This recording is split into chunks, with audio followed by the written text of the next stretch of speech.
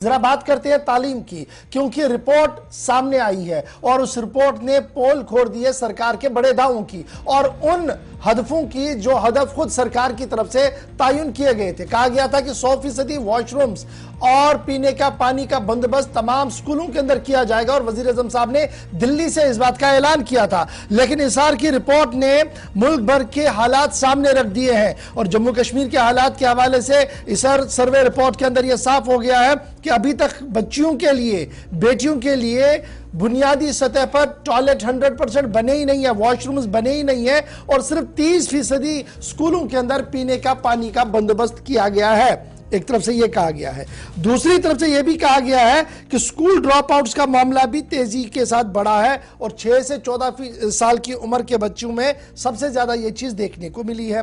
आगे इसमें यह भी कहा गया कि जब नेशनल हुकअप पर देखा गया तो इंफ्रास्ट्रक्चर या इंप्रूवमेंट जो बेसिक फैसिलिटीज है उसमें हुई है, इसमें कोई शक नहीं है कि कोविड के बाद काफी चीजें बेहतर भी हुई है, लेकिन जिस शिद्दत के साथ इसको देखना था वो हुआ नहीं है। इस रिपोर्ट के अंदर क्या कुछ कहा गया 2022 की रिपोर्ट में, मोटी चंद बातें आपके सामने रखेंगे। मेरे साथ आसिफ रशीद है। आसिफ, सुबह भी हम इस रिपोर्ट की गुफ्तगू कर रहे थे और इस वक्त बड़ी इंपॉर्टेंट ये है कि अब हम बेटियों की बात करेंगे जिनको लेकर स्पेशल अटेंशन देने की बात कही गई थी और प्राइम मिनिस्टर साहब ने एक हदफ दिया था कि लगभग सभी स्कूलों के अंदर, सभी आंगनवाड़ी के अंदर 2 फैसिलिटियां होनी चाहिए, पीने का पानी और वॉशरूम। और जब हम इस रिपोर्ट को देखते हैं, सरकारी रिपोर्ट को देखते हैं, तो उतनी ज्यादा शिद्दत यहां पर नजर नहीं आ रही है। देखिए, 2 चीजें हैं। रिपोर्ट का पहला हिस्सा हमने सुबह रखा था कि कितने बच्चे स्कूल जा सके हैं और कितनी परसेंटेज हमारे पास हर गुजरते साल के साथ बढ़ रही है। और इस बार जब रिपोर्ट सामने आ रही है तो इसमें पोल जम्मू कश्मीर इंतजामिया की भी खुल रही है। राइट टू एजुकेशन एक्ट का हवाला हमेशा सरकार ने दिया है, जिम्मेदारान ने दिया है,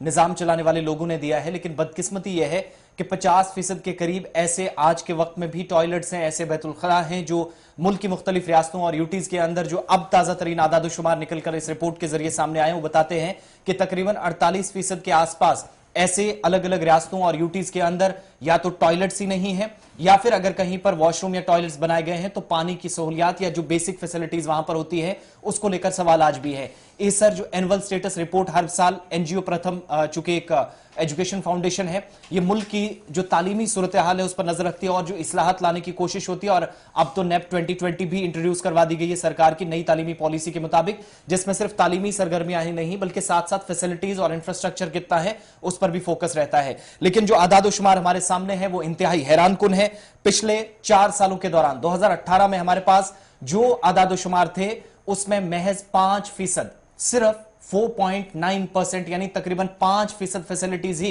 इंप्रूव हो पाई है, तमाम तरह के दावों, वादों और यकीनदानी आश्वासनों के बावजूद भी। आज के वक्त में भी तकरीबन 53% के आसपास ऐसे स्कूल पूरे मुल्क के अंदर हैं जहां पर टॉयलेट्स हैं, बच्चों के लिए टॉयलेट्स बनाए गए हैं या पानी की फैसिलिटी वहां पर है। लेकिन अभी भी जब आप 53% को एक तरफ रखते हैं तो समझ में सीधी सी बात आती है कि यूटीज के अंदर, स्टेट्स के अंदर तकरीबन 48% के आसपास ऐसे बाथरूम्स, ऐसे टॉयलेट्स या वॉशरूम्स बनाए गए हैं या फिर हैं ही नहीं, अगर हैं तो पानी की फैसिलिटी नहीं है। दूसरी बात यहां पर परेशानी वाली क्या है कि बच्चियां जिनकी उम्र महज 6 से 14 साल है, सुबह हमने ड्रॉप आउट रेशो की बात की थी कि कितनी इंप्रूवमेंट हुई है जम्मू कश्मीर से लेकर मुल्क के बाकी हिस्सों तक, इसमें स्पेशली बच्चों का जिक्र किया गया है। तकरीबन 9% बच्चियां अभी भी स्कूलों से दूर है। रीजन बहुत सारे हैं, उसमें गुर्बत भी बताई गई है, उसमें मुख्तलिफ पहलुओं पर जिक्र किया गया है। लेकिन एनुअल स्टेटस रिपोर्ट, ये जो प्रथम एनजीओ की तरफ से सर्वे किया गया है, 19,000 से ज्यादा घरों का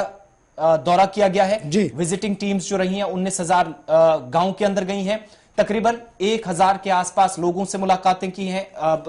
घरानों से मुलाकातें की हैं, जिसका मतलब यह है कि हजारों फैमिलीज से मुलाकात करने के बाद, उनका फीडबैक लेने के बाद यह रिपोर्ट तैयार की गई है। और सबसे परेशानी वाली बात कि तमाम तरह के दावे जम्मू कश्मीर में होते हैं, लेकिन यहां पर शायद हमें हैरान इतना नहीं होना चाहिए इशफाक, क्योंकि उत्तर प्रदेश रियासत वो भी लड़कियों के तालीम में पीछे है, ये फिगर्स और ये रिपोर्ट्स बताती हैं। छत्तीसगढ़ भी पीछे है और इतना ही नहीं, आज के वक्त में केरला, जहां पर सबसे ज्यादा आदादुशुमार बताते हैं कि तालीम के मयार में, तालीम या इंफ्रास्ट्रक्चर में सारे आगे हैं, लेकिन बच्चियों का ड्रॉप आउट रेशियो, उनके लिए टॉयलेट्स या पानी ना होना, उसमें परसेंटेज बहुत पीछे। यानी जम्मू कश्मीर तो 4थे-5वें नंबर पर है, जो बड़ी स्टेट्स और यूटीज हैं जहां पर सारी चीजें मुमकिन है। हमारे पास मौसमियाती सूरत हाल, चैलेंजेस, तमाम तरह की चीजें जम्मू कश्मीर के अंदर हैं, जिसकी वजह से समझा जा सकता है कि लोकल लेवल पर चीजों को इंप्लीमेंट करने में मुश्किल है। लेकिन मुल्क के बाकी रियासतों में 50% बच्चों के लिए या तो टॉयलेट्स ना होना, उनमें पानी ना होना शायद आज भी हमारे सिस्टम के ऊपर एक बड़ा सवाल है। बहुत बहुत शुक्रिया आसिफ रशीद हमारे साथ ज्वाइन करने के लिए। बढ़ते हैं जी आगे, बात तालीम की हो रही है तो एक और अहम बात भी आपको बताते चले। जम्मू कश्मीर इंतजामिया ने जहां इस बात का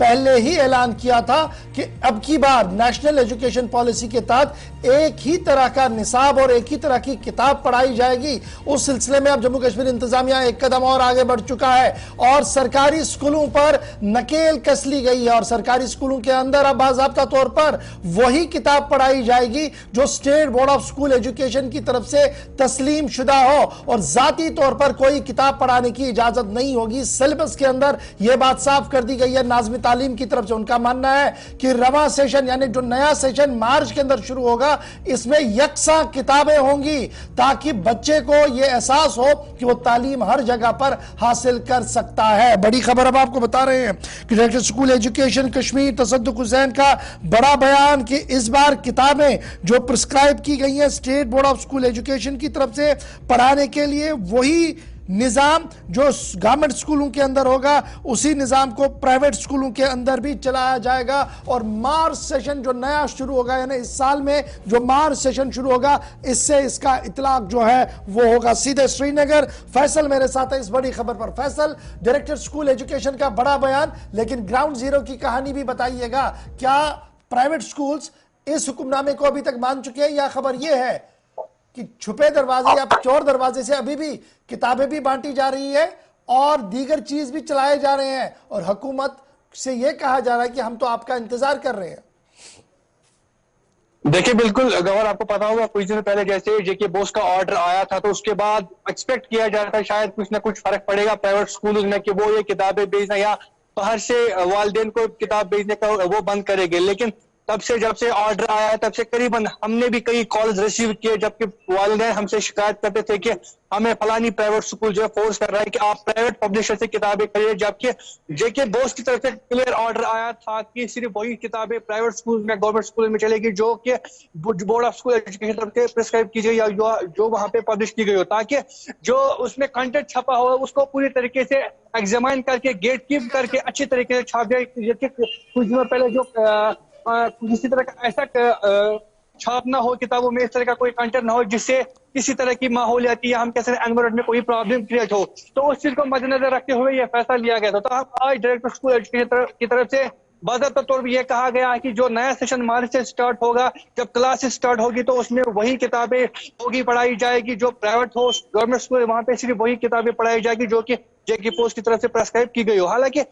काफी सारे हमने कॉल रिसीव किए, वहां पे पेरेंट्स बता रहे थे कि हमें फलानी जगह से बोला जा रहा है कि आप किताबें ले लीजिए। अभी इसमें दो चीज है, एक तो यह चीज है कि क्या जो ये ऑर्डर निकला था पहले या डायरेक्टर स्कूल एजुकेशन की तरफ से कहा गया है कि यही किताबें प्रेस्क्राइब हो, क्या ये ऑर्डर इंप्लीमेंट होगा, क्या स्कूल इस चीज को मानेंगे? और दूसरा ये कि जो वालिदैन ने अब किताबें खरीदी है, जो पैसे उन्होंने दिए हैं 3-4 हजार रुपए में जो उन्होंने किताबें खरीदी है, उसका गवर्नमेंट क्या करेगी? उनको वो पैसे वापस मिलेंगे? इसमें बड़ा इंपॉर्टेंट सवाल ये भी है कि state board of school education ने जो किताबें छापी है क्या वो मार्केट के अंदर अवेलेबल है? नेक्स्ट सेशन जो मार्च से शुरू होना है क्या वो आ चुकी हैं या उसके लिए थोड़ा सा इंतजार करना होगा? अभी